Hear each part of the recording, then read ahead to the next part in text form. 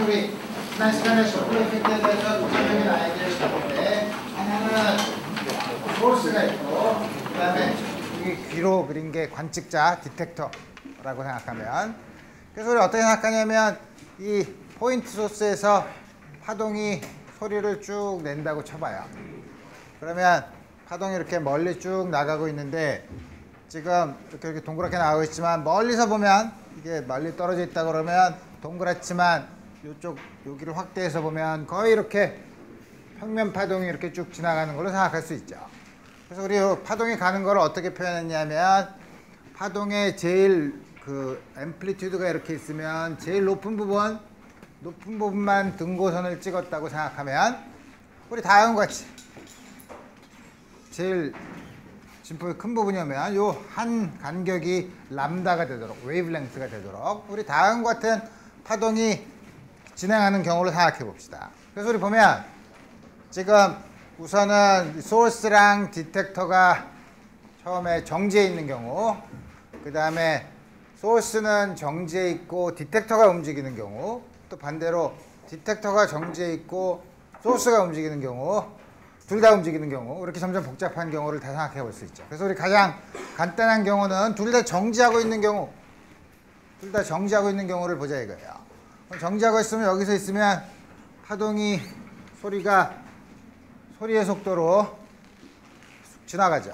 쑥 지나가면 제일 높은 게 하나 이렇게 쑥 지나가는데 우리 시간 t 동안 그러면 지나가는 건 얼만큼 지나가냐면 v라는 속도로 t만큼 가니까 vt만큼 가죠. 좀 덥긴 하지만 뒤에 공사 소리가 많이 나니까 좀 문 좀 닫아줄래요? 드디어 고통의 시간이 다가오고 있어. 점점 더워지고 있죠. 자, 그러면 이 안에 단위 시간당 제일 높은 게 몇 번 지나갔냐 하는 게 바로 진동수죠. 그 프리퀀시예요. 그래서 우리 진동수를 어떻게 계산하냐면 t라는 시간 동안 v만큼 움직인 거리에 몇 개의 웨이브랭스가 있냐. 웨이브랭스가 몇 개 있으면 그거를 단위 시간당 그 파장이 몇 개 지나갔냐 하는 게 바로 우리 진동수로 우리 해석할 수 있죠. 그래서 우리 보면 vt 나누기 람다를 t로 나누면 t를 상대하면 v를 람다로 나누는 거. 우리가 잘 아는 파동의 속도는 진동수에다가 프리퀀시의 웨이브랭스를 곱한다는 사실을 우리 잘 알 수 있어요. 우리가 아주 이건 간단한 경우죠.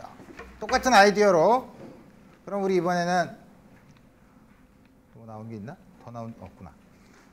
보면 소스는 정지해 있고 디텍터가 움직이는 경우 다시 말하면 디텍터가 우선은 쉽게 생각하기 위해서 소스가 있으면 소스에 대해서 vd라는 속도로 온다고 쳐봅시다. 그러면 실제로 파동이 지나가는 거리는 이만큼 왔는데 이게 더 왔으면 그만큼 더 가죠. 그 vt만 정지해 있으면 vt만큼 지나가는데 오니까 그만큼 더 많은 파동이 지나가게 되죠. 그래서 보면 이때 역시 진동수는 우리 보면 되죠. 간 거리, 파동이 진행한 거리 vt 더하기 vdt 여기 플러스는 가까이 오면 더 많이 가야 되는 거고 더 많이 지나가는 거고 이게 멀어지면 더 적게 오죠. 이 파동의 요 맥시멈인 수가 단위 시간 지나가는 적게 오니까 여기 위에 플러스는 가까이 가는 경우 마이너스인 경우에는 멀어지는 경우죠. 그래서 똑같은 아이디어로 지나간 파동이 지나간 거리가 t 동안 시간 지나간 거리가 웨이브랭스의 몇 배냐 하는 거를 시간으로 나눠주면 여기 tc는 없어지고 v 플러스 마이너스 d 다음 같은 형태로 주어지죠. 근데 여기 람다분의 1은 우리 어떻게 쓸 수 있냐면 아까 서로 정지하고 있을 때 람다 곱하기 f는 v라고 했으니까 람다분의 1은 f를 v로 나눠주는 얘기죠. 그래서 람다분의 1 대신에 f 나누기 v로 쓰면 우리 측정되는 프리퀀시는 원래 서로 정지해 있을 때의 프리퀀시에 대해서 다음과 같은 레이쇼로 주어진다 이거예요. 디텍터가 움직일 때는 우리 이 아이디어를 쓰면 분자에 있죠. 플러스 마이너스 부호가 헷갈리면 우리 쉽게 외우는 방법은 가까이 오면 진동수가 커져요. 그러니까 플러스인 경우가 다가오는 경우고 마이너스인 경우가 멀어지는 경우죠. 오케이. 그럼 그 반대로 디텍터는 정지해 있고 측정한 사람 정지해 있고 소스가 시간에 따라서 이렇게 쭉 움직이는 경우, 속도 v, s로 움직이는 경우. 그래서 우리 웨이브 프론트, 이 나가는 파동을 봤어요. 나가는 파동은 이렇게 구면 스페리컬 웨이브로 나가는데 여기서 나온 파동은 쭉 나가서 동심원을 그릴 테니까 여기서부터 쭉 나가서 맨 바깥에 있는 이 주황색 파동이 요거에 해당되는 거고, 그 다음 여기 약간 옮겨갔을 때 여기서 옮겨가면서 나오는 파동은 그 다음 요거, 그 다음에 쭉 가면서 색깔별로 점점 노란색, 파란색, 다음과 같이 되죠. 그래서 보면 파동이 여기서 구면 파동을 스페리컬 웨이브를 쭉 내면서 쭉 지나가면 어떻게 되죠? 여기서 계속 디텍터로 가까이 오면서 내기 때문에 첫 번째 나온 맥시멈과 두 번째 나온 맥시멈 사이의 간격이 정지해 있을 때보다 좁아졌죠. 좁아졌다는 것은 뭐냐면 효과적으로 뭐에 해당되냐면 웨이브 랭스가 줄어든 셈이에요. 왜냐하면 한 등고선과 한 선 사이가 그 사이 간격이 웨이브 랭스라고 했는데 소스가 점점 다가오면 첫 번째 맥시멈 나오고 두 번째 맥시멈을 했을 때는 원래보다 더 가까이서 냈기 때문에 그 둘 사이의 간격이 더 좁아졌죠. 그래서 보면 이렇게 움직이면서 가면은 효과적으로 보면 요 첫 번째 맥시멈과 맥시멈 사이의 간격이 좁아지는 효과를 주기 때문에 이게 뭐냐면 웨이브 랭스가 줄어든 효과를 주죠. 웨이브 랭스가 줄어들면 당연히 F 곱하기 람다가 V니까 웨이브 랭스가 줄면 프리퀀시가 늘어나요. 그래서 그 효과를 보면 변하는 프리퀀시는 소리의 속도는 파동의 전달 속도는 똑같지만 람다가 변한 것처럼 효과가 주는데, 람다가 변한 건 뭐냐면 이 람다는 뭐냐면 그냥 정지해 있을 때는 V 곱하기 T는 period이에요. 왜 이렇게 쓸 수 있냐면 T의 역수가 frequency죠. 그 다음에 VT, 이건 뭐냐면 또 뭐냐면 여기서 V, 아까 시간 T만큼 갔을 때가 그 VT만큼은 시간 T만큼 갔으니까 파장의 몇 배를 가느냐 하는 거를 우리가 따져봤는데 이게 한 피리어드면 그게 바로 한 파장 간 거죠. 그래서 V 곱하기 T는 이게 한 파장에 해당되는 건데 그것보다는 VS로 가니까 더 줄어드니까 그 사이가, 그래서 VT-VST로 쓸 수 있고, 여기서 숫자가 잘못됐는데 이 양을 T는 프리퀀시의 역수를 쓸 수 있으니까 다음과 같이 쓸 수 있고, 그래서 우리 분자분모에 F를 곱해주면 다음과 같은 형태로 쓸 수 있죠. 그래서 뭐냐면 변하는 프리퀀시는 가까이 다가오는 경우에는 좁아지고 반대로 멀어지는 경우에는 그 사이 간격이 점점 넓어지기 때문에 여기가 플러스가 되겠죠. 그래서 보면 프리퀀시는 F 곱하기 V 나누기 다음 같은 양으로, 물론 플러스 마이너스가 헷갈리면 가까이 다가오면 커지는 쪽이니까 분모에 있으면 커지려면 이게 작아져야 되고, 마이너스 부호가 뭐냐면 다가오는 경우에 해당되는 거고, 플러스인 경우에는 멀어지는 경우에 해당되죠. 두 개가 다 생기면 소스도 움직이고 디텍터도 움직이면 그 두 개를 더해주면, 두 개를 합해주면 돼요. 원래 프리퀀시에다가 디텍터에서 생기는 효과는 분자에 있고 소스가 움직이는 효과는 분모에 있죠. 그 다음에 부호가 전부 다 플러스 마이너스로 되어 있지만 여러분들이 쉽게 저 부호를 기억할 수 있는 건 뭐냐면 두 개가 서로 다가오는 쪽이면 프리퀀시가 높아지는 쪽으로 부호를 결정하면 된다 이거예요.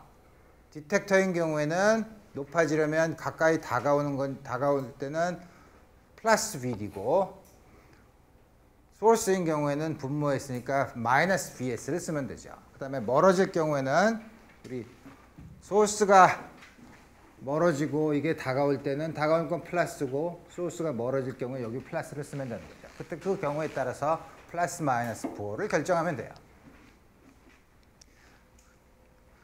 근데 이거는 여기 있는 디텍터나 소스나 프리퀀시를 이렇게 보면 플러스인 경우는 상관이 없지만 마이너스인 경우를 보면 디텍터나 소스가 움직이는 게 소리의 속도보다 크면 프리퀀시가 음수가 되죠. 그런 경우는 안 된다 이거예요. 다음과 같은 도플러 효과가 생기는 거는 뭐냐면 소스나 디텍터의 속도가 소리의 속도보다 작게 움직일 때 그래요. 그럼 소리보다 빨리 움직이면 어떤 일이 벌어지냐 이거예요. 소리보다 빨리 움직이면 아주 재미있는 일들이 벌어지죠. 어떤 일이 벌어지냐면 우선 조금 아까 우리 소스가 움직일 때 여기 디텍터가 있을 경우 어떻게 그 프리퀀시가 달라지는가 하는 거를 웨이브랭크가 달라지는가 하는 걸 봤는데 우리 이제 마침 이 소스가 소리의 속도만큼 똑같이 간다고 쳐보자 이거예요. 소리의 속도만큼 똑같이 가면 여기서 낸 파동이 여기까지 쭉 오는 동안 소스는 같이 따라오죠. 자, 그럼 여기서 낸 파동, 그 다음에 그 옆으로 가서 낸 파동, 그 다음에 내선 파동, 이 파동들이 전부 다 뭐냐면 소스가 똑같이 가면 전부 다 여기서 한 군데서 만나죠. 여기서 나온 파동이 여기서 이렇게 가는 것 동안 조금 움직여서 낸 파동이 나와서 또 여기서 만나고 다른 여러 곳에서 나온 파동들이 한 점에서 다 만나죠. 그렇게 되면 어떻게 되죠? 소리라는 건 뭐냐면 프레셔의 플럭추에이션인데 프레셔가 이렇게 바뀌는 건데 프레셔가 높은 부분이죠. 선으로 그은 게. 프레셔가 높은 부분이 한 곳에서 낸 거, 여기서 낸 거, 여기서 낸 거, 여기서 낸 게 쭉 쌓이면 프레셔가 굉장히 커지죠. 그러니까 여기서는 공기가 굉장히 많이 모여 있어요. 그러니까 점점 속도가, 그래서 비행기 같은 경우에 속도가 소리의 속도 근처로 가면 앞에 자기가 낸 소리로 생기는 공기들이 모여서 생긴 프레셔 때문에 그걸 넘어가기가 굉장히 어려워요. 그래서 소리보다 빨리 가려면 소위 음속의 벽을 넘는다는 게 다만 숫자를 넘는다는 게 아니라 정말 공기벽이 있어요. 그걸 넘어가기 위해서는 굉장히 많은 연료를 써야 되죠. 그래서 다음 같은 경우에는 우리 프리퀀시를 생각할 수가 없죠. 왜냐하면 람다가 0인 경우가 생기니까. 다음 같은 이상한 일이 벌어진다 이거예요. 그래서 다음과 시 됐을 때 여기 많이 모여 있으면 공기가 아주 큰 압력으로 모여 있으면 갑자기 이렇게 팽창을 하죠. 어떤 일체가 갑자기 확 팽창을 하면 거기서 굉장히 큰 소리나 파동이 나타나는데 그런 걸 우리가 쇼크 웨이브라고 해요. 그래서 되게 제트기가 소리의 속도를 넘어설 때 굉장히 큰 소리가 나기도 하죠. 쇼크 웨이브가 바로 다음 같은 형태로 나타나요. 물론 꼭 이런 경우에만 쇼크 웨이브가 나타나느냐? 그렇지는 않아요. 우선 딴 거부터 볼까? 그러면 소스가 소리 속도보다 더 빨리 가면 여기서 파동을 냈는데 이 파동이 소리가 여기까지 가기 전에 소스는 그거보다 더 앞에 가 있죠. 그죠? 그래서 보면 여기서 낸 파동, 그 다음에 옆에 가서 낸 파동, 그 파동들을 쭉 보면 다음과 같은 형태로 파동이 나오기 때문에 우리 잘 보면 이렇게 삼각형으로 되어 있는 다음과 같은 형태를 볼 수 있어요. 물론 입체적이기 때문에 이게 요 축을 중심으로 동그랗게 두르면 원뿔 모양으로 되어 있기 때문에 이게 우리가 소위 막스 콘이라고 불러요. 이런 일이 정말 일어날까? 우리 실생활에서 많이 봐요. 실생활에서 많이 보나? 여러분과 같이 공부에 여념이 없는 학생들은 모르지만 한강 유원지에 가서 보트를 타면 보트가 빨리 가면 빨리 가든 적게 가든 느리게 가든 지나가면 뒤로 파가 쭉 물결이 쭉 뒤로 가죠. 그것도 샥 웨이브예요. 물결의 전달 속도보다 보트의 속도가 빨리 가는 경우 바로 정확히 이거예요. 물 위에서 보트가 이렇게 파도가 전달되는 속도보다 빨리 가면 뒤에 이렇게 생긴다 이거예요. 물결 모양이.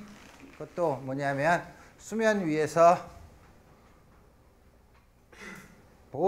배가 움직이는 속도가 파도가 움직이는 속도보다 빨리 갈 경우 다음 같은 현상이 일어나요.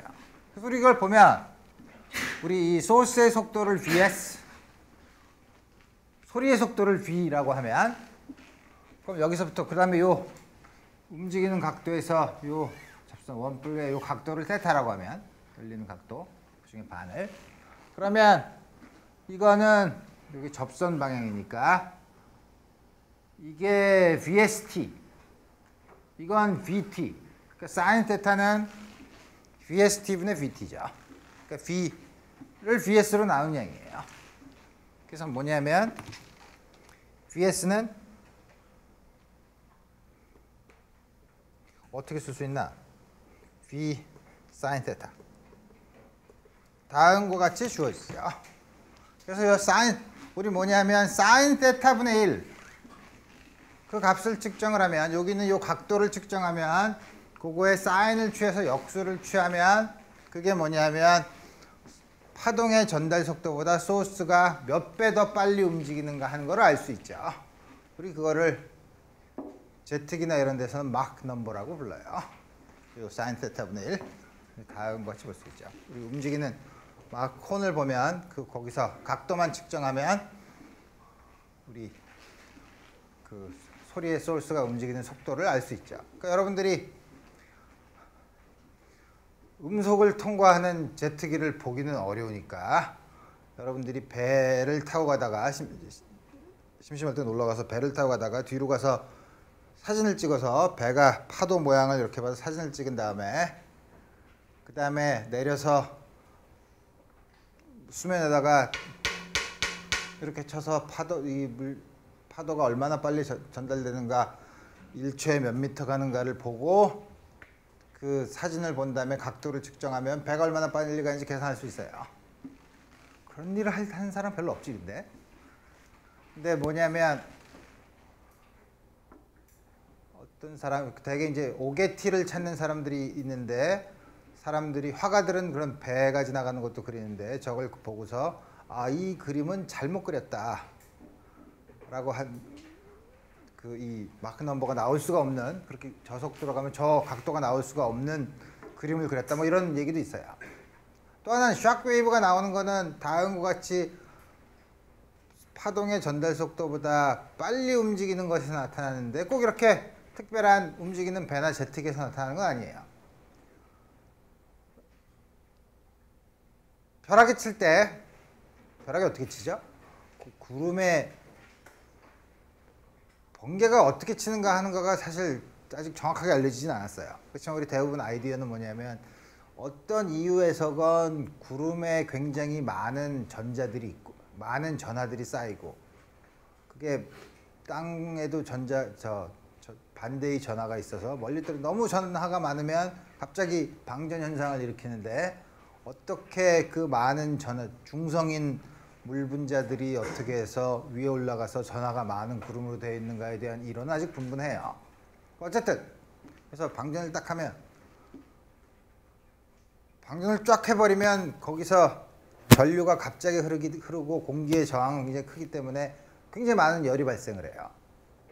되게 어떤 경우에는 순간적으로는 태양의 표면 온도보다도 높아요. 그럼 어떻게 되죠? 그 주위에 있는 공기가 갑자기 팽창을 하죠.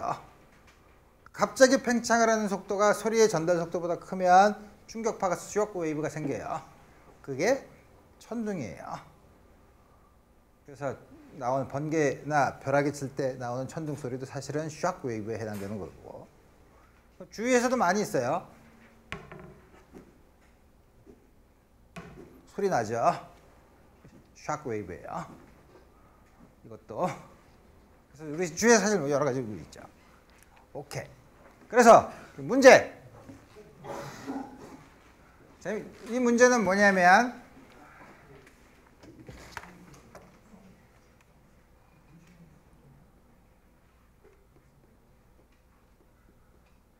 여러분들 머리를 위에서 보면 앞에 눈이 있고 위에 머리가 있고 양쪽에 귀가 있죠. 이걸 생각하는 거예요. 그래서 이렇게 그리면 굉장히 이게 우스워지니까, 그래서 뭐냐면 사람이, 그래도 정확하게 그려야지, 그리려면.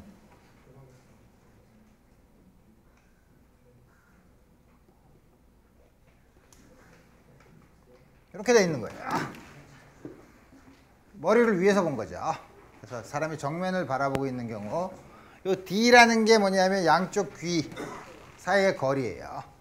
그래서 우리가 어디서 소리가 땅 들리면 무슨 소리야 하고 들 때 소리가 나는 쪽을 바라보게 되죠. 그 소리를 어떻게 소리가 난 걸로 방향을 아냐 이거예요.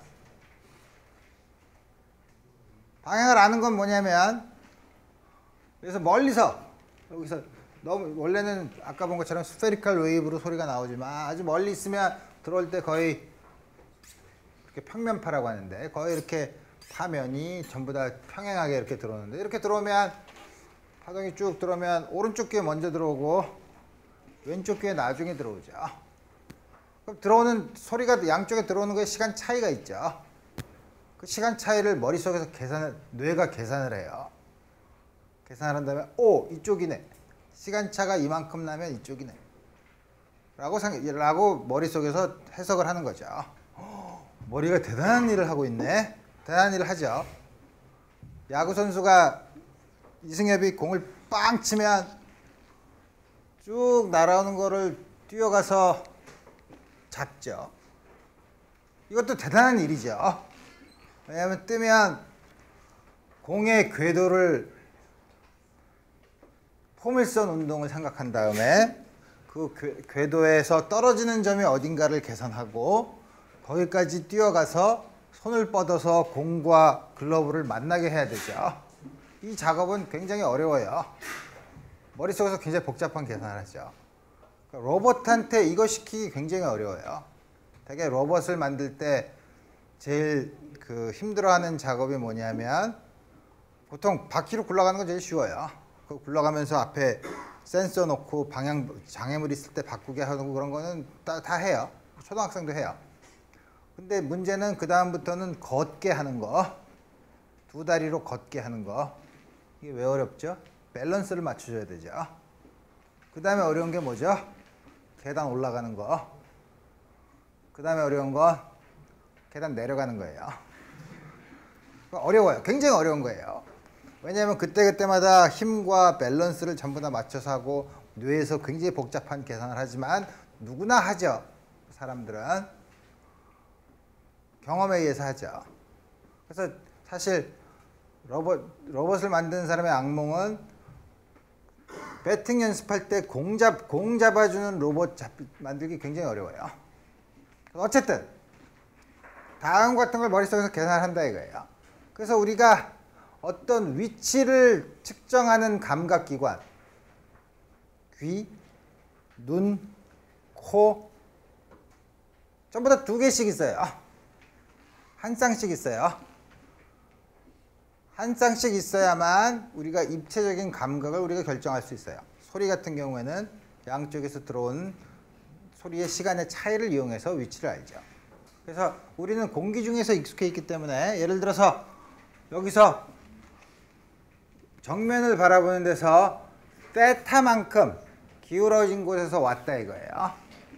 기울어진 곳에서 왔으면 그러면 여기 들어오는데 여기 소리가 먼저 이렇게 파동이 들어왔다가 이 파동이 여기 들어올 때까지 걸리는 시간차는 어떻게 계산하죠? 시간차는 소리의 속도가 V면은 이 파동이 여기가 스몰 d만큼 더 와야 되니까 이거를 시간으로 소리의 속도로 나눠주면 되죠. 델타 t는 d를 v로 나눠주면 되죠. 근데 d는 여기 이걸 보면 d가 이게 세타면 이게 세타래. d가 사인 세타는 d 사인 세타죠. 다음과 같이 결정해서 와요. 그래서 우리가 시간차가 요만큼 나면 세타가 0이면 정면에 있으면 시간차가 없죠. 시간차가 없으면 이게 앞에서 오는 소리구나라는 걸 알아요. 근데 시간차가 없는 게 앞만 있나 뒤도 있지. 앞뒤는 어떻게 구별해요? 그래서 사람들 귀가 이렇게 생겼어요. 그죠? 앞에서 오는 소리가 더 크게 들려요. 뒤에서 오는 소리는 잘 안 들려요. 여러분 귀가 이게 없고 그냥 구멍만 뚫려 있으면 앞에서 오는 소리랑 뒤에서 오는 소리를 구별하지 못해요. 재밌죠? 그러면 다음과 같은 아이디어를 가지고 이 사람이 물속에 들어가요. 물속에 들어가면 뭐가 차이가 나죠? 소리의 속도가 차이가 나죠. 그럼 똑같은 각도에서 들어와도 소리의 속도가 크면 똑같은 각도에서 들어와도 델타 T가 작죠. 델타 T가 작으면 어떻게 돼요? 좀 더 앞에 있다고 생각하죠. 그러니까 다음과 같은 똑같은 사람이 이 공기 중에서 했던 여러 가지 익숙한 경험을 가지고 물속에 들어가서 소리가 나면 여기서 나도 소리의 속도가 빠르기 때문에 이게 더 델타 T가 작아서 여기서 있다고 생각해요. 여기서 난다고 들어요. 물고기는 그 반대예요. 그죠? 그래서 우리 다음과 같은 특성을 우리가 생각할 수 있고, 또 하나는 재밌는 문제인데, 여기서 멀리 떨어진 무대에 서 있는 사람이 이렇게 사람들이 앉아있는 계단, 빈 곳에서 다음과 같은 계단이 있는데 여기서 박수를 쳤다고 칩시다. 손뼉을 치면 물론 파동이 이렇게 가지만 우리 멀리 있으면 전부 다 이렇게 평행으로 간다고 치면 이거 어떤 일이 벌어지죠? 여기 갔다가 돌아오는 거, 여기 갔다가 돌아오는 거, 여기 부딪혀서 돌아오는 거, 부딪혀서 돌아오는 거, 이게 들어오는 시간이 다르죠. 그렇죠? 그래서 뭐냐면 어떤 일이 벌어지냐면 펄스가 반사돼서 두루루루 하고 들어오죠. 들어오는 프리퀀시에 따라서 소리의 높이가 결정되죠. 들어오는 프리퀀시가 얼마나 되느냐 해서 들어오는 프리퀀시를 어떻게 결정하냐 이거예요. 들어오는 프리퀀시는 하나랑 이웃한 것 사이에 더 소리가 가야 될 거는 왔다 가야 되니까 2배의 W만큼 더 가죠. 그죠? 그러면 델타 T는 한 곳에서 오는 것과 요곳에서 오는 것 부딪혀서 오는 거에 두 개 사이에 들어오는 시간의 차이는 델타 T는 당연히 이거를 B로 나눠준 거겠죠. 하나 옆에. 그게 바로 뭐냐면 피어리어드죠. 그럼 프리퀀시는 피어리어드의 역수로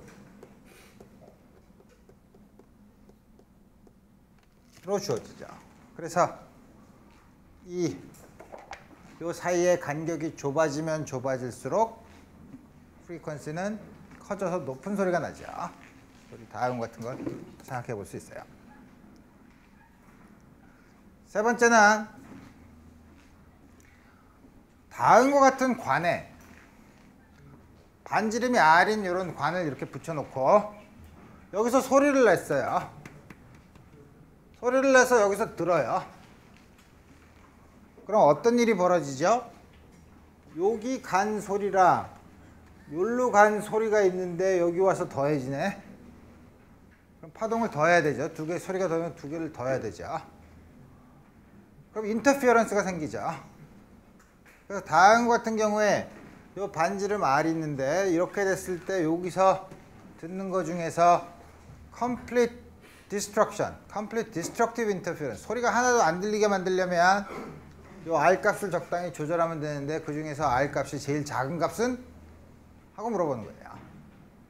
그러면 이 아이디어는 두 개를 더하면 되는데 두 개가 완전 상쇄 간섭을 일으키는 경우는 여기서 오는 파동의 페이스랑 여기서 오는 파동의 페이스가 180도가 되면 되는데 파동의 페이스가 180도가 된다는 거는 우리 페이스랑 경로 패스 디퍼런스랑 비례한다고 했는데 요거의 패스 디퍼런스가 파장의 반파장 차이가 나면 완전 상쇄 간섭을 한다 그랬죠. 파장의 정수배면 완전 보강 간섭을 하고. 그러니까 우리 패스 디퍼런스를 구하면 돼요. 패스 디퍼런스는 어떻게 구하냐면 이거랑 이건 똑같고 패스 디퍼런스는 당연히 긴 거에서 작은 걸 빼면 되는데 이게 길죠. 이게 뭐죠? 반원 파이 R이죠. 파이 R. 이건 2R이죠.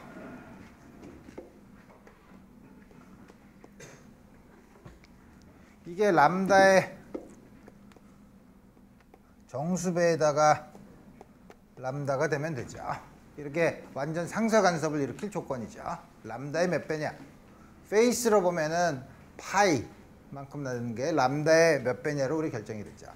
그럼 미니멈을 구하라 그랬으니까 여기서 n은 0부터 시작하는데 미니멈인 경우에 당연히 n이 0일 때죠. R의 미니멈은 파이 빼기 2 2분의 1 람다. 그래서 람다 2배 파이 마이너스 2. 다음과 같이 결정이 되죠. 이렇게 문제가 쉬워. 그래서 내가 내는 좋은 문제가 있어요. 도플러 이펙트를 이용한 여러 가지 문제죠. 그래서 내가 얼마나 도플러 이펙트를 가지고 문제를 꼬아서 낼 수 있는지 여러분들한테 보여줄게요.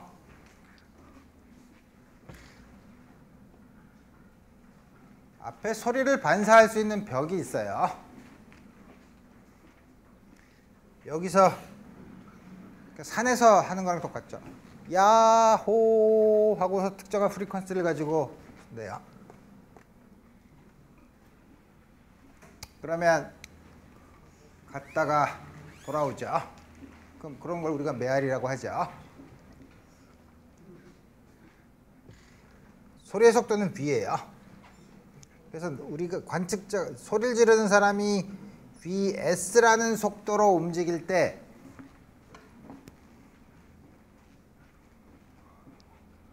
이 사람이 관측하는 갔다가 돌아와서 반사되는 파동이 진동수는 그래서 내가 그 관측자가 내는 소리를 지르는 사람이 내는 소리랑 돌아왔던 소리가 서로 인터피어런스를 일으켜서 비트 현상이 일어나면 비트 프리퀀시는 구할 수 있죠.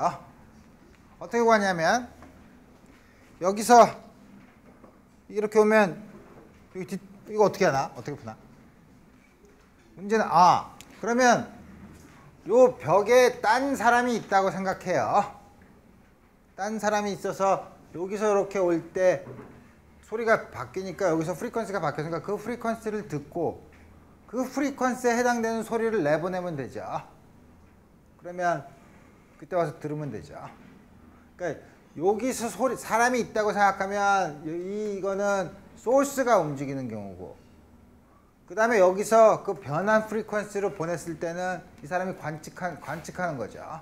그 관측자와 소스의 입장이 바뀌는 두 가지 단계가 있는데 첫 번째 여기 도달했을 때의 프리퀀시는 F1은 어떻게 된다 그랬나? F에 이게 소스니까 소스가 분자에 있다 그랬나? 분모에 있다 그랬죠. 다음과 같이 주어지죠. 그러면 이 프리퀀시로 여기서 쏴요. 그럼 이제는 이게 소스, 여기서 이 프리퀀시로 나온 소스가 되고 이건 관측자가 되는 거죠.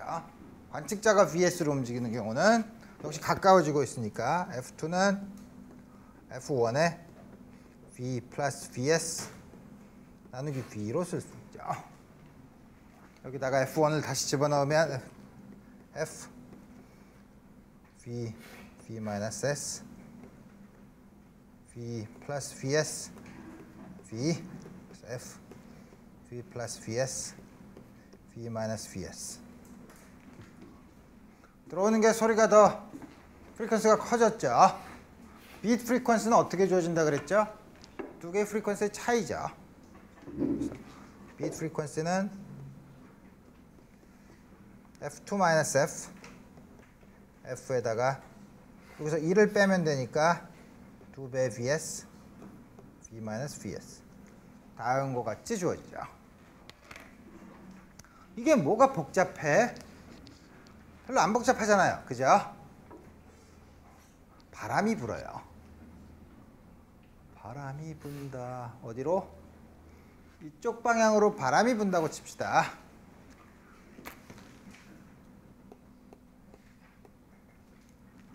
이제 어떻게 해야 되죠? 이쪽으로 소리가 전달될 때 소리의 속도는 V 플러스 VW예요. 그죠? 이쪽으로 올 때 소리의 속도는 방통행이 반대죠. V-VW죠. 그래서 요거 계산할 때는 여기다가 이쪽으로 올 때의 소리의 속도 V 대신에 V 플러스 VW를 써야 되죠. 새로운 문제는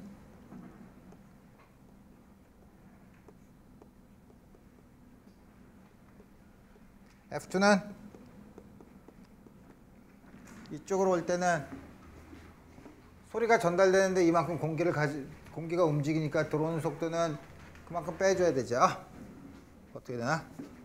F2는 F1 V-VW VS V-VW F1은 얼마라고 했지?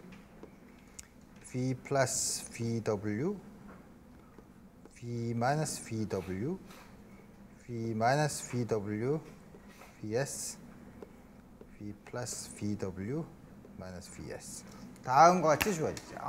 점점 복잡하게 만들 수 있지만 우리 그 아이디어를 보면 쉽게 우리가 문제를 풀 수 있다 이거예요. 오케이. 그래서 우리 드디어 미케니컬한 경우는 다 끝났어요. 우리 간 진도에서. 그래서 우리 다 지금까지 본 다음에 생각해 보면 우리가 정말 한 학기 동안 많은 걸 배웠죠. 한 학기도 아니죠. 2달 반 동안 정말 많은 걸 배웠죠.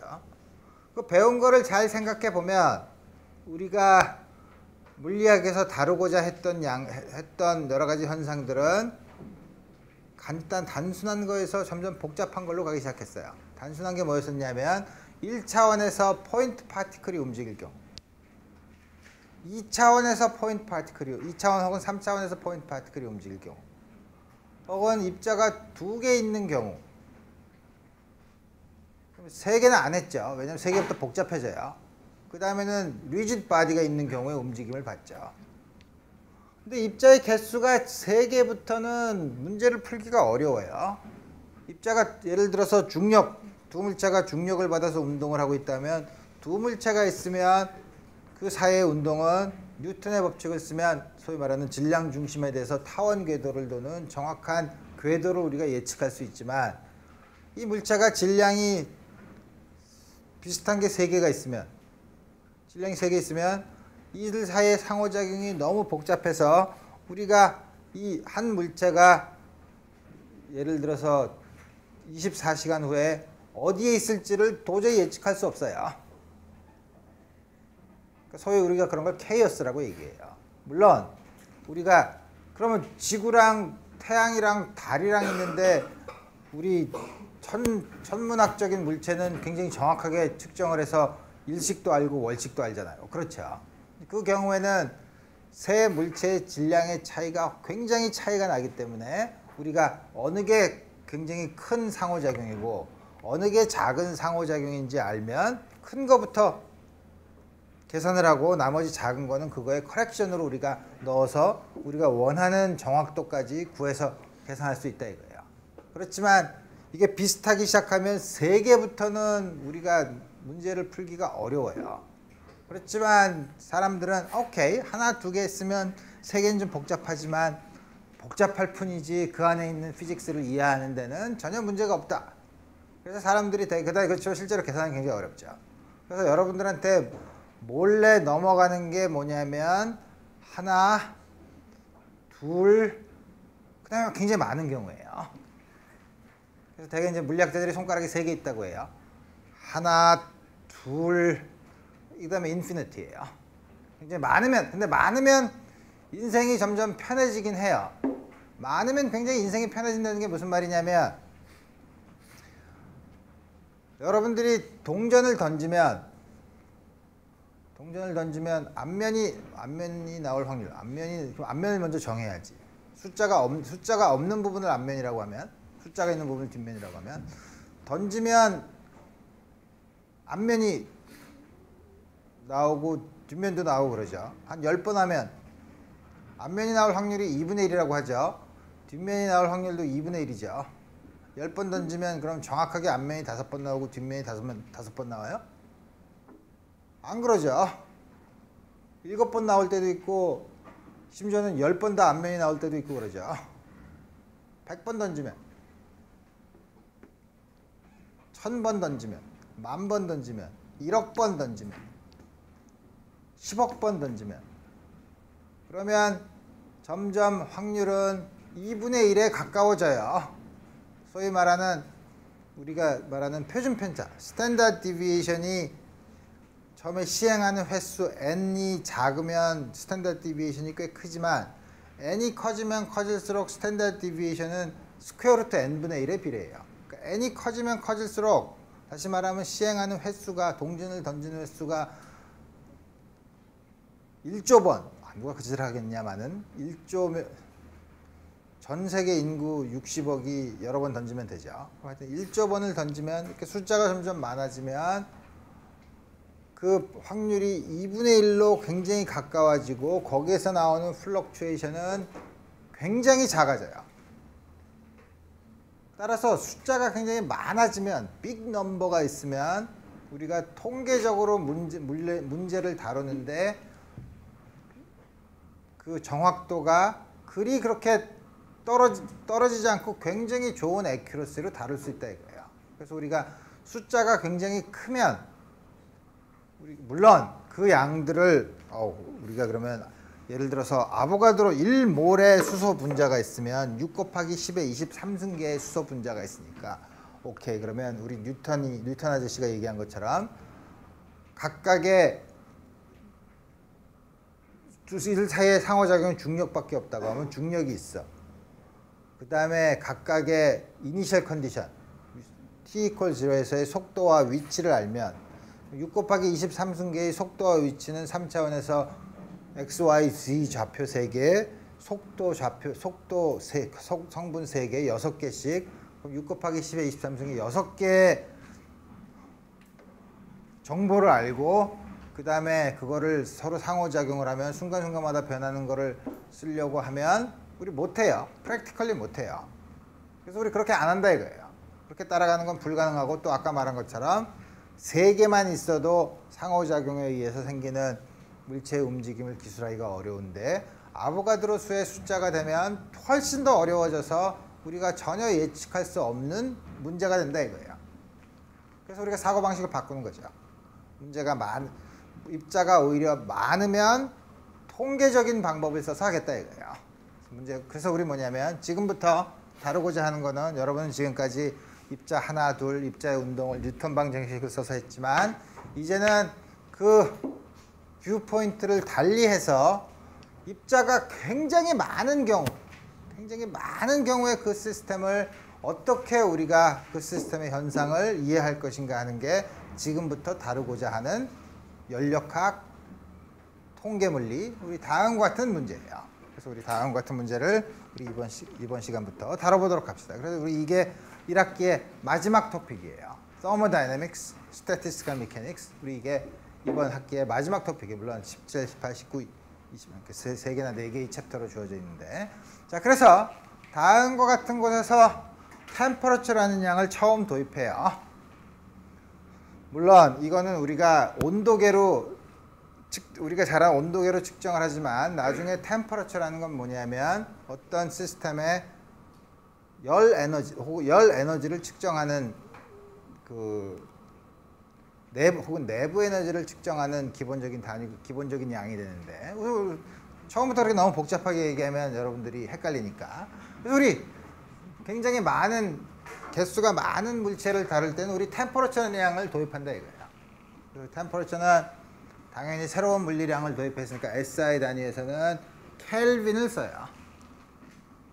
그래서 우리 다 쓰기 싫어서 K라고만 쓰죠. 그다음에 여러분들이 중고등학교 때도 많이 썼지만 섭씨 오늘 온도가 어디까지 올라간다고? 이만큼까지 올라간다 그랬죠. 그래서 섭씨 셀시우스인 경우에는 다음과 같이 디그리에 대한 표시를 하지만 켈빈을 쓸 때는 단위를 쓸 때는 다음과 같이 그냥 K만 써요. 이게 뭐가 그렇게 대단한데? 별로 대단할 건 없죠. 그렇지만 컴퓨터화된 요즘과 같은 세상에서는 다음과 같은 노테이션의 변화가 여러분들을 훨씬 더 편하게 만들죠. 이거 만들려면 별짓을 다 해야 되죠. 그죠? 근데 이거 안 만들어도 되는 거죠. 그래서 우리 다음과 같이 쓰고 그래서 뭐냐면 우리 템퍼처를 보면 우리가 있는 곳이 대략 300켈빈, 그 다음에 처음에 우주가 빵 터졌을 때 빅뱅일 때가 대개 한 10에 39승 켈빈, 그 다음에 우리가 실험실에서 얻을 수 있는 가장 높은 게 한 10에 9승 켈빈 정도. 어디서 할까? 핵융합 실험할 때 나타나는 온도예요. 그 다음에 태양의 중심 온도, 태양의 서피스는 대략 한 6000도 정도 되고, 물이 어는 온도 한 300켈빈, 그 다음에 우리 우주가 요새 뭐 2.1 켈빈 뭐 하는 게 바로 여기고, 그 다음에 헬륨 3가 끓는 거, 제일 낮은 온도, 실험실에서 우리가 만든 제일 낮은 온도, 다음과 같이 주어져요. 이 다음 같은 시스템에서는 온도는 0보다 작지 않아요. 물론 특별한 시스템에서는 0보다 작게 만들 수는 있지만, 우리 그거는 굉장히 특별한 경우, 과연 그 네거티브 템퍼러처라는 게 있느냐 없느냐 하는 게 아직까지는 논의가 되고 있지만, 우리 켈빈 온도는 보통의 시스템에서는 항상 0보다 큰 그런 단위를 양을 가지고 있어요. 그래서 다음 같은 걸 그럼 기준을 어떻게 하냐? 우리 기준 여러 가지 정하죠. 그래서 셀시우스의 기준 온도를 기준을 뭘로 잡죠? 물 가지고 했죠. 순수한 물이 1기압에서 어는 점을 0도로 잡고 끓는 점을 100도로 잡고 그 사이를 100등분한 게 셀시우스죠. 굉장히 우리 미터법에 의존한 이상한 뭐 야드나 이런 거 쓰지 않고 0부터 100까지 돼 있죠. 파렌하이트는 좀 더 복잡하죠. 어떻게 했죠? 물론 기준은 다르지만 그거를 셀시우스랑 같은 기준으로 환산해 보면 물이 어는 온도를 32도, 물이 끓는 온도를 212도라고 하고 그 사이를 180등분한 거예요. 근데 그걸 보면 굉장히 아비트러리하게 들리죠. 셀시우스는 0도, 100도에서 100등분했는데 왜 파렌하이트는 그렇게 복잡하게 하냐? 굳이 그걸 우리가 바꿔서 그래요. 파렌하이트는 원래 의사였어요. 원래 의사였는데 그때는 온도라는 개념도 없고 온도계가 별로 없었으니까 파렌하이트가 야, 이게 되게 열이 높으면 사람들이 잘 죽더라. 그래서 얼마나 열이 높으면 사람이 잘 죽나. 그래서 기준이 자기가 가지고 있는 기준으로 100도가 되면 사람의 체온이 100도가 되면 위험하다라고 하는 게 100도였어요. 그 다음에 적당히 눈금을 나눴죠. 그걸 우리가 셀시우스랑 비교를 하면 다음과 같이 돼서 우리 파렌하이트 템퍼러처랑 셀시우스 템퍼러처 사이에는 다음과 같은 컨버전 룰이 있어요. 5분의 9 Tc 곱하기 30. 그래서 물이 어는 점이 0도면 32 켈빈이 32 사실은 파렌하이트는 32도가 되게 만들어 놓죠. 이게 100도면 20을 더하면 180이 되니까 210이죠. 우리 다음과 같이 만들어 놓은 거죠. 절대 온도 혹은 다음과 앱솔루트 템퍼러처는 어떻게 정하냐? 그걸 정할 때는 다음과 같은 생각을 했죠. 우리 셀시우스나 파렌하이트 같은 경우는 셀시우스 템퍼러처를 정할 때는 물 가지고 했죠. 그러면 우리가 물론 내 아들이 자꾸 물어보긴 하지만 그 확률은 굉장히 작지만 물이 없는 행성에서 사는 외계인이 왔을 경우 그 사람과 그 외계인과 커뮤니케이션을 해서 온도를 얘기할 때 내가 섭씨 50도의 구리 덩어리를 준비하라 그러면 그 외계인이 알아들을 수 있을까? 못 알아듣죠. 물이 혹은 템퍼러처를 알아듣기 어려우니까. 우리 그럼 뭐냐면 그런 인위적인 어는 점, 끓는 점 이런 거 말고 좀 더 기본적인 양이 있지 않을까 해서 생각해 봤더니 물의 상태를 보면 물이 얼음도 있고 물이 상태에 따라서 액체도 되고 고체도 되고 기체도 되죠. 근데 그 세 개가 동시에 있는 경우, 세 개가 동시에 존재하는 경우, 물론 계속 가만 놔두면 뜨거운 데 있으면 녹고 이러는 게 아니라 계속 같은 온도로 물의 양이나 수증기의 양이나 얼음의 양이 항상 일정하게 좋아지는 그 온도가 뭐냐면 시스템에 따라서 상관없어요. 그러니까 압력이 어떻게 주어지냐 이런 거 상관없이 유니버설하게 결정되는 온도가 그 양이에요. 소위 트리플 포인트라고 해요. 우리가 그건 나중에 얘기하고. 그래 보면 그 물의 트리플 포인트. 그게 언제냐면 섭씨로 0도예요. 그리고 그거를 0도로 그걸 비슷하게 하기 위해서 그 온도를 273.16 켈빈으로 정했어요. 그 다음에 온도 간격은 섭씨에서 나오는 온도 간격이랑 똑같이 만들었어요. 우리 쓰기 편하니까. 오케이. 그럼 단위에 대해서는 얘기를 했고. 그러면 사실 온도라는 거를 우리 다시 얘기하면 나중에 다시 얘기하겠지만 우리가 아까 내가 굉장히 큰 넘버라고 얘기한 큰 넘버의 개수를 가지고 얘기한다고 했는데 그럼 템퍼러처라는 게 높다라는 게 뭐냐면 우리 그 안에 물체가 가지고 있을 수 있는 에너지는 카이네틱 에너지가 있을 수 있죠. 벽돌을 던지면 한 곳에서 다른 곳으로 가는 카이네틱 에너지. 전체적으로 또 포텐셜 에너지도 있을 수 있고. 근데 카이네틱 에너지는 뭐냐면 센터 오브 매스가 한 곳에서 다른 곳으로 움직이면서 생기는 에너지죠. 근데 반면에 우리가 원자 레벨에서 보면 그 벽돌이나 이런 커다란 물체도 보면 그 안에 분자 혹은 원자로 구성되어 있죠. 그래서 우리 적당한 구조를 가지고 있는데 이게 가만히 있냐면 그렇지 않고 그 안에서 서로 제멋대로 막 움직여요. 소위 말하는 지난번에 본 것처럼 스프링으로 다 연결되어 있다고 생각하면 그 안에서 조그만 스몰 오실레이션들이 있죠. 스몰 오실레이션들이 어떤 건 굉장히 많이 움직이고 어떤 건 적게 움직이고 하면 많이 움직이면 주위를 자꾸 치죠. 많이 움직이면 주위를 자꾸 치면 옆에 있는 것도 점점 더 크게 움직이죠. 그래서 뭐냐면 다음 거 같은 것도 틀림없이 분자 레벨에서 보면 분자들이 움직이니까 에너지를 가지고 있어요. 그렇지만 전체적으로 보면 센터 오브 매스가 움직이거나 그렇진 않죠. 왜냐하면 각각의 분자들이 각각의 그 평행 상태에서 오실레이션을 하고 있지만 전혀 상관없이 랜덤하게 움직이고 있기 때문에 센터 오브 매스는 시간에 대해서 평균을 내면 변하지 않죠. 다음과 같이 그 안에 있는 분자들의 센터 오브 매스는 변하지 않지만 분자들이 자기의 평행점에서 오실레이션을 하면서 진동을 하는 그 에너지를 우리가 앞으로 히트 에너지라고 하고 그거의 비례, 히트 에너지의 비례, 그 분자들의 운동 에너지의 평균값이죠. 그거를 비례하는 그게 템퍼러처에 비례하는 양으로 정의를 했어요. 그러니까 템퍼러처가 높다라고 하는 거는 뭐냐면 그 안에 있는 구성하고 있는 분자들이 굉장히 오실레이션을 크게 하는 온도가 작은 것보다 훨씬 더 크게 한다고 생각하면 돼요. 근데 그렇게 크게 하면 되게 여러분들도 이 나이가 되면 나이트클럽을 가는지 몰라. 우리 때랑은 다르지만 우리 때도 갔죠. 보면 어딜 가든 여러 사람들이 모여 있으면 모여 있는 곳에서 갑자기 음악이 나오면 춤을 추죠. 근데 조용하게 춤을 추면 그 안에서 이렇게 있을 수 있지만 어느 한 사람이 갑자기 발광을 하기 시작하면 아니 뭐야 쭉 멀어지죠. 한 사람이 그렇게 하면 이 공간이 멀어지죠. 그러니까 분자들도 그래요. 하나가 진동을 많이 하게 되면 그 진동을 하는 공간을 만들어주기 위해서 분자들이 옆으로 약간 벌어져요. 근데 온도가 낮은 데는 하나만 그렇지만 여러 분자들이 다 크게 움직이기 시작하면 분자들 사이의 간격이 늘어나죠.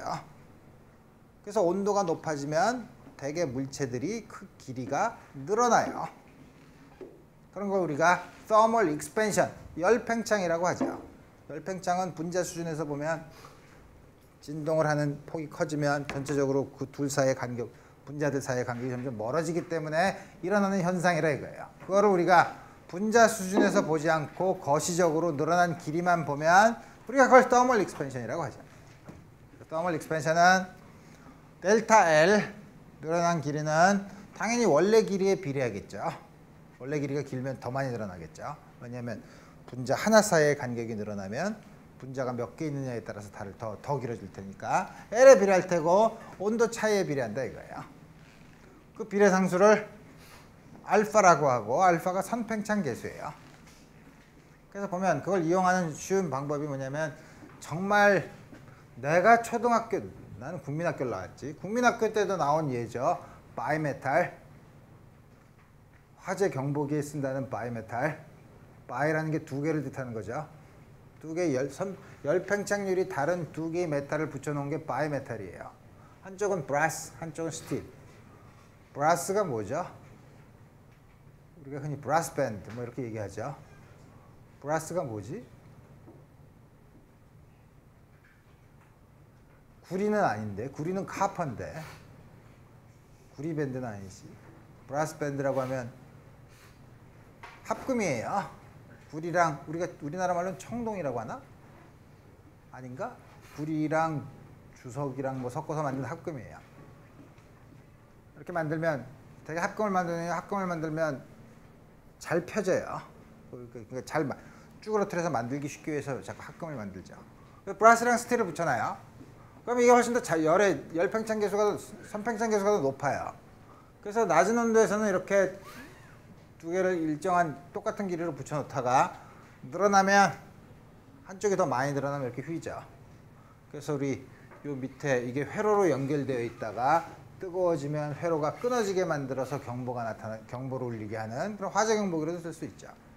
선팽창은 여러분들이 여러 가지 예를 볼 수 있어요. 우리 서울에도 강을 지나면 다리가 많으니까 다리는 요새 어떻게 만드냐면 옛날처럼 만들지 않고 이렇게 한 조각씩 이렇게 붙여서 만들죠. 그다음에 조각 사이를 이렇게 떼놔요. 약간 여름에 그러니까 겨울에 만들면 어떻게 약간 떼놔요. 겨울에 보면 그 사이에 또 두 조각의 이음매가 철 조각으로 이렇게 되어 있는데 이렇게 톱니 모양으로 두 개가 되어 있는데 겨울에는 놀라울 정도로 많이 벌어져 있어요. 여름엔 다시 달라붙죠. 그래서 우리 그 도로가 팽창하는 거를 우리 그걸 잘 생각해서 우리 만든 거죠. 또 다양한 거 같은 거 있고. 그럼 부피도 늘어나죠. 길이가 늘어나면 당연히 부피도 늘어나죠. 역시 똑같은 관계, 대응되는 관계를 써서 델타 L 대신에 델타 V, L 대신에 V, 델타 T 대신에 델타 T. 베타는 부피 팽창 계수라고 불러요. 그 부피 팽창 계수는 선 팽창 계수의 3배예요. 왜 3배일까? 생각하기 쉬워요. 왜? 델타 V는 각각 길이가 L인 정육면체라고 하면 그거의 부피는 L 플러스 델타 L의 3승. 원래 부피를 빼면 되죠. 그러면 이거 전개하면 L 3승 상쇄되죠. 그 다음에 나오는 건 3배의 L제곱 델타 L. 3배의 L제곱 델타 L. 그 다음 건 뭐죠? 3배의 L 델타 L 제곱. 그 다음에 델타 L의 3승이죠. 델타 L이 무지 작으면 델타 L의 제곱이나 델타 L의 3승은 무시해요. 그럼 다음같이 주어지죠. 그럼 여기다 L을 하나 더 곱하고 L로 나눠줘요. 나눠주고 L을 하나 더 곱하면 L의 3승이니까 V죠. 델타 V는 3배의 V L분의 델타 L이에요. 이게 뭐냐면 알파 델타 T죠. 그래서 3배의 알파 델타 T예요. 그래서 베타는 3배의 알파예요.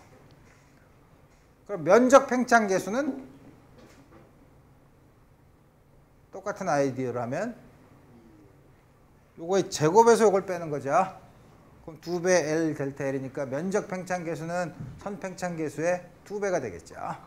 제곱에서 나오는 양이니까. 이걸 아주 쉽게 우리 구할 수 있어요. 오케이. 그래서 연력학 법칙을 보면 연력학 법칙은 3개 있어요.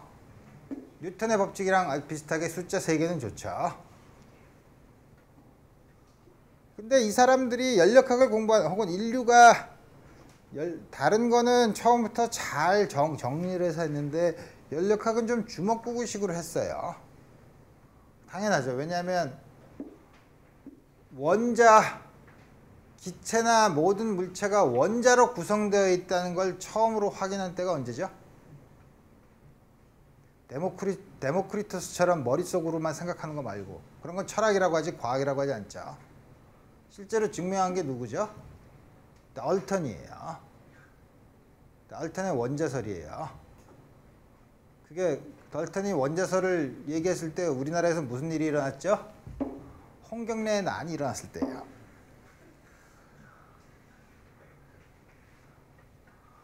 그게 언제지? 홍경래는 언제 일어났지?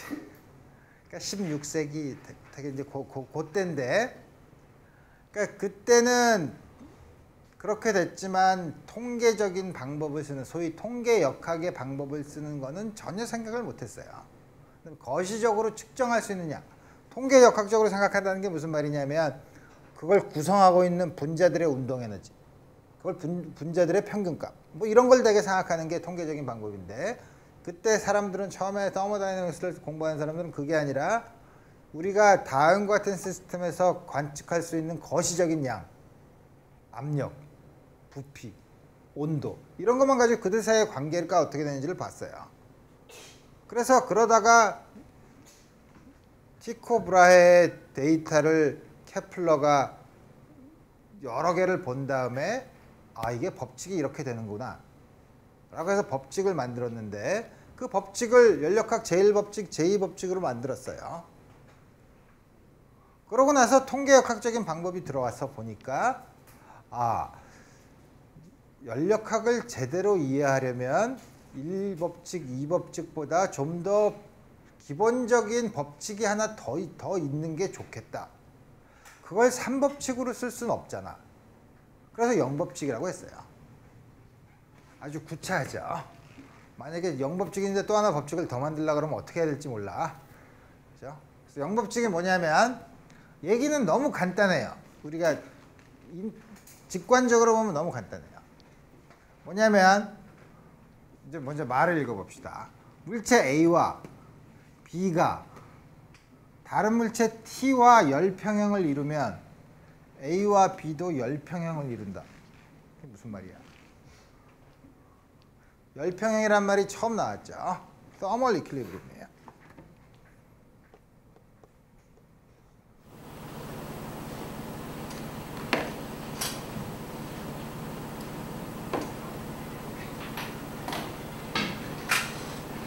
Thermal equilibrium이라는 게 뭐냐면 어떤 물체가, 그래서 온도계로 쟀더니 하나는 온도가 높고 하나는 온도가 낮으면 두 개를 붙여놓으면 어떻게 되죠?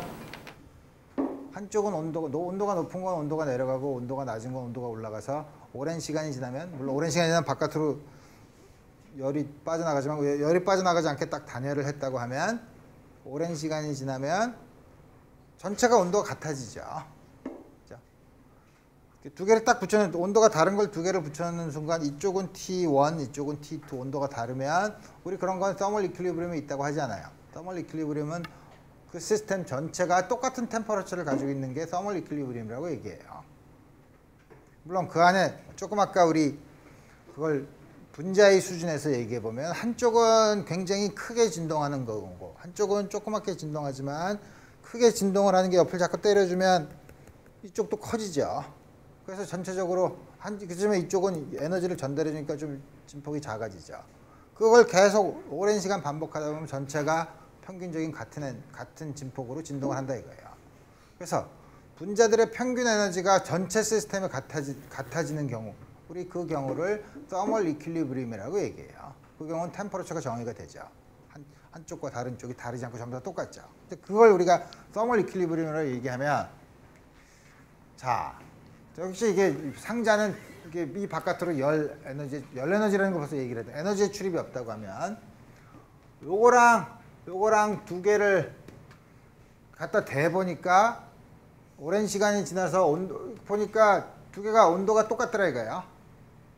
그러면 이걸 떼서 옮겨서 이쪽으로 딱 댔는데 요거랑 역시 열평형을 이루면, 실제로 이거랑 대보진 않았죠. 그러면 요 두 개가 같은 온도에 있다는 거예요. 그러니까 A와 B도 열평형을 이룬다는 거죠. 이게 뭐가 그렇게 중요한데? 온도를 측정할 수 있는 거예요. 온도계를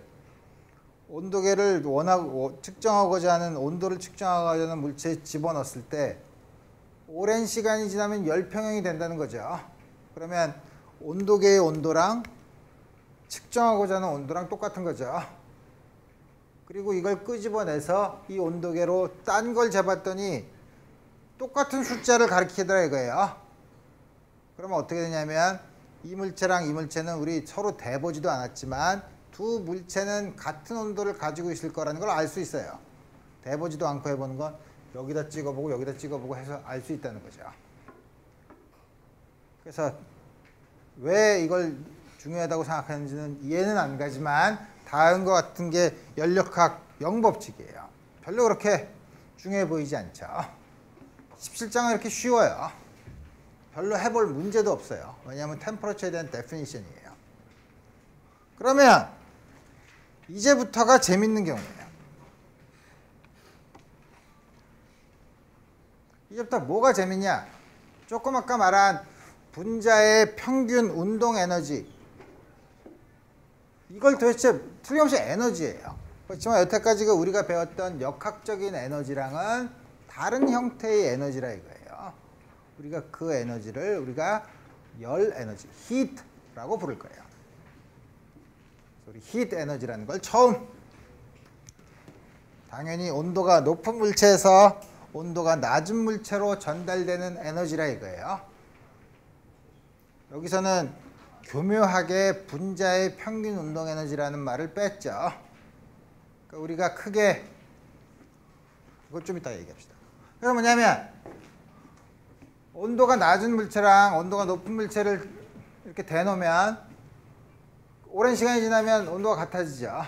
뭐냐면 한쪽에서 다른 쪽으로 에너지가 옮겨가서 그런데 그 옮겨지는 에너지를 열 에너지라고 한다 이거예요. 그럼 에너지는 부호를 어떻게 결정하느냐가 중요한데, 우리 앞으로 생각할 때 뭐냐면 우리가 관심 있는 시스템, 우리가 다른 문제를 풀 때도 관심 있는 시스템이 있었죠. 그래서 우리 관심 있는 시스템, 그 다음에 그 시스템을 둘러싸고 있는 주위. 그래서 우리가 항상 연력학을 볼 때는 관심 있는 시스템과 주위, environment, 이 바깥은 물론 열이 출입할 수 없는 걸로 딱 막혀 있다고 생각해요. 그러니까 방 안에 커피잔, 그렇게 생각하면 되죠. 그래서 우리 뭐냐면 항상 시스템과 그 시스템을 둘러싸고 있는 environment로 구별해서 생각을 해요. 그래서 시스템의 온도를 TS, environment 온도를 TA라고 하면 TS가 더 크면 열 에너지가 나가죠. 두 개가 같으면 열평형을 이루고 있기 때문에 열 에너지의 교환이 없어요. 바깥의 온도가 더 높으면 아이스 커피를 방 안에다 갖다 놓으면 녹죠. 얼음이 바깥에서 열 에너지가 들어오죠. 열 에너지의 출입이니까 들어오고 나가니까 틀림없이 하나를 플러스로 정하면 하나를 마이너스로 정해야 되죠. 그래서 우리 어떤 기준으로 보냐면 이 시스템의 관점에서 본다 이거예요.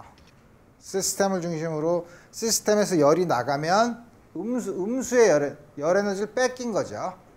열 에너지 출입이 나간 거니까 Q를 요 시스템의 Q는 음수가 됐다고 얘기해요. 줄어들었으니까. 반대로 environment의 온도가 높아서 열 에너지가 들어오면 요 시스템의 열 히트는 양수가 됐다고 얘기해요. 모든 부호의 기준은 우리가 관심 있는 시스템에서 나갔을 땐 마이너스고 들어올 땐 플러스라는 거죠. 여러분들 지갑이라고 생각하면 좋아요. 여러분들 지갑에 돈이 들어오면 플러스고 나가면 마이너스죠. 그래서 우리 다음과 같은 식으로 생각을 해서 기본적인 열이라는 거를 주어지면 우리 시간이 다 됐으니까 다음 시간에는 그러면 도대체 연력학이랑 통계역학이라고 얘기했는데 도대체 연력학에서는 무슨 현상을 다룰 거냐? 무슨 현상에서 우리가 관심 있는 물리량이 뭐냐? 그다음에 그 물리량들 사이의 관계를 어떻게 생각해 볼 거냐 하는 거를 우리 다음 시간에 차근차근 생각해 보도록 합시다. 오늘 여기까지 하겠습니다.